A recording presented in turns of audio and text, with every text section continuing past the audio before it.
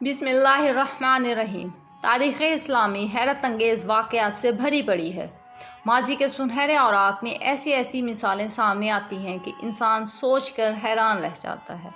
मोहम्मद यूसुफ इस्लाही अपनी किताब रोशन सितारे में काफ़ी दिलचस्प और सबक आमोज़ वाक़यात दर्ज करते हैं। इनमें एक वाक़या हार के हैरत अंगेज़ करिश्मे में लिखते हैं कि मुख्तसरन काजी अबू बकर मोहम्मद इब्न अब्दुल बाकी अंसारी रहमतुल्लाह अलैह तारीख़ इस्लाम के गोहरे आबदार हैं। इनका शुमार 5वीं सदी के मशहूर औलियाए उम्मत में होता है। इनकी अमानत और दयानत का एक अजीब और हैरत अंगेज़ वाक़या है जो वो ख़ुद बयान करते हैं। वो मक्का मौज़मा में मुकीम थे। इंतहाई ग़ुरबत का दौर था, फ़क्र फ़ाक़ा की ज़िंदगी थी। एक दिन भूख से बेकरार घर से बाहर निकला कि शायद कुछ खाने को मिल जाए। अभी कुछ ही दूर गया था कि एक गली में रेशम की डोरी वाला खूबसूरत थैला पड़ा हुआ मिला। मैंने उसे खोला तो एक खूबसूरत मोतियों का हार उसमें मौजूद था। मैं उसे लेकर थोड़ा आगे बढ़ा तो एक बुज़ुर्ग लोगों से कह रहे थे कि मेरा एक कीमती हार खो गया है, जिस किसी को मिले वो मुझे दे दे तो मैं उसे 500 अशरफियाँ बतौर तोहफ़ा दूंगा। मैं आगे बढ़ा और उनसे कहा कि आप मेरे साथ चलें। रास्ते में मैं यही सोचता रहा कि इनाम मेरे लिए जायज़ होगा या नहीं। बहरहाल घर पहुंचा। पहचान करवाने के बाद हार उनके हवाले कर दिया। बुज़ुर्ग बहुत खुश हुए और 500 अशरफी बतौर तोहफ़ा मेरे हवाले करने लगे। मैं अजीब कशमकश में था कि एक तरफ गुर्बत, फाका कशी और दूसरी तरफ गैरत, खुददारी। ये तोहफ़ा लेना उनका ज़मीर गवारा नहीं कर रहा था और बार बार झंझोड़ रहा था कि तुमने कौन सा कारनामा किया है, ये तो तुम्हारा फ़र्ज़ था। अगर ये फ़र्ज़ अदा ना करते तो गुनहगार होते।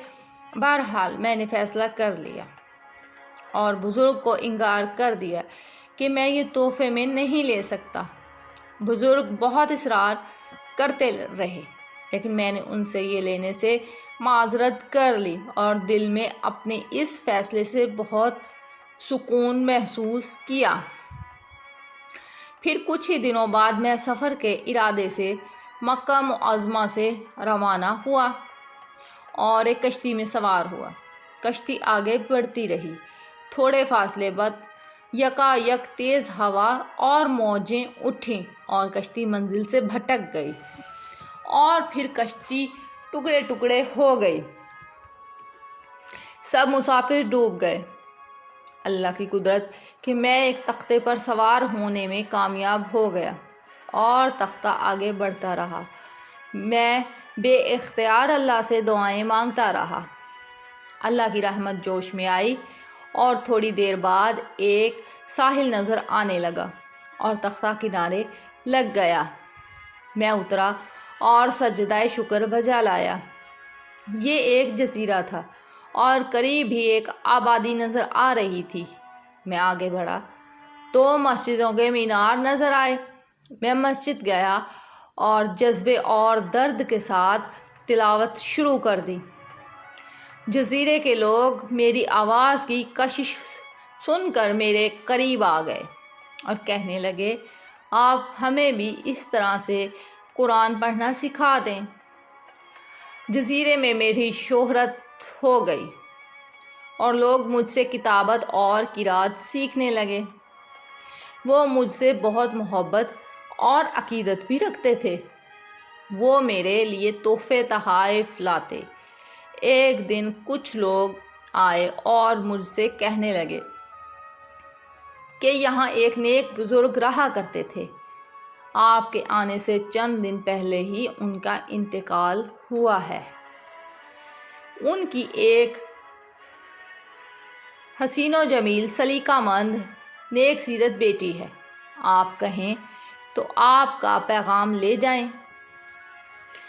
मैंने उनकी बात तस्लीम कर ली और मैंने सोचा कि इस तरह से एक सुन्नत भी पूरी हो जाएगी। शादी हो गई। जब ज़ौजात से मुलाकात हुई तो मैं देखता ही रह गया। वो हसीनो जमील तो थी ही, लेकिन उसने जो हार पहना हुआ था ये वही था जो बुज़ुर्ग को मैंने लौटाया था। ज़ौजा भी इस बात पर हैरान थी कि मैं हार को इतने गौर से क्यों देख रहा हूँ। फिर मेरी आंखों में आंसू भर आए اور یہ ساری کہانی اپنی زوجہ اور خاندان کے لوگوں کو سنائی۔ آپ سے مل کر آئے تھے تو آپ کی دیانتداری کا بہت تذکرہ کرتے اور خواہش کرتے تھے کہ کاش میں اس نوجوان سے اپنی بیٹی کی شادی کر سکتا۔ ان کی دعا یوں پوری ہوئی کہ آپ کو قدرت یہاں کھینچ لائی، اور آپ کی دیانتداری اور تقوی کا اس مالک کائنات نے کیا صلہ دیا۔ یہ سب سن کر میرا رواں رواں خدا کے شکر سے سرشار تھا، اور بے اختیار میرا سر اس کے حضور سجدے میں گر پڑا۔ جب کوئی نیک بندہ اس کے حضور دعا کرتا ہے تو وہ اس کی دعا قبول فرماتا ہے اور ایسے اسباب پیدا فرماتا ہے جو کسی کے وہم و گمان میں بھی نہیں ہوتے۔